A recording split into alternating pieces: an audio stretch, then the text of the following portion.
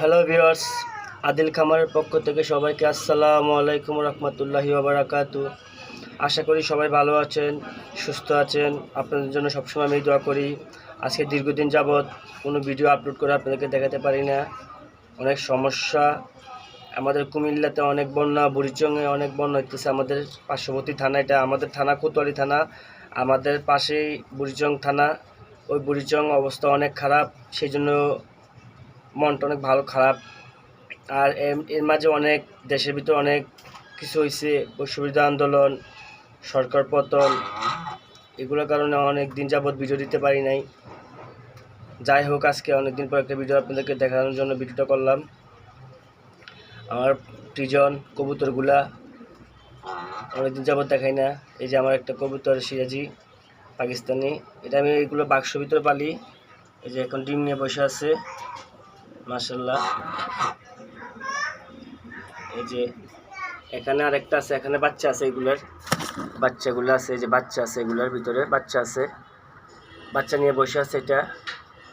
এটা বাচ্চা অলরেডি দুইটা বাচ্চা দিছে, দুইটা বাচ্চা আছে, মাশাআল্লাহ, অনেক সুন্দর বাচ্চাগুলো, অনেক সুন্দর। এই যে বাচ্চাগুলো নিয়ে আছে, এটা দত্তদানা, বাচ্চার দত্তদানা, সেই জন্য ধরি না। তো আমি অনেকদিন ইউটিউব চ্যানেলে ভিডিও দেখাতে পারি না, আমার ফেসবুক পেজ আছে একটা, ইউটিউবে ভিডিও দিতে পারি না। আমার অনেক নিজের সমস্যা আছে, এই জন্য দিতে পারি নাই।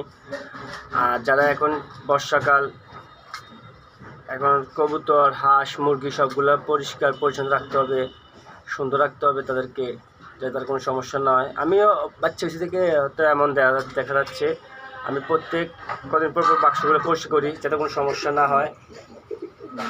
এর অবস্থা।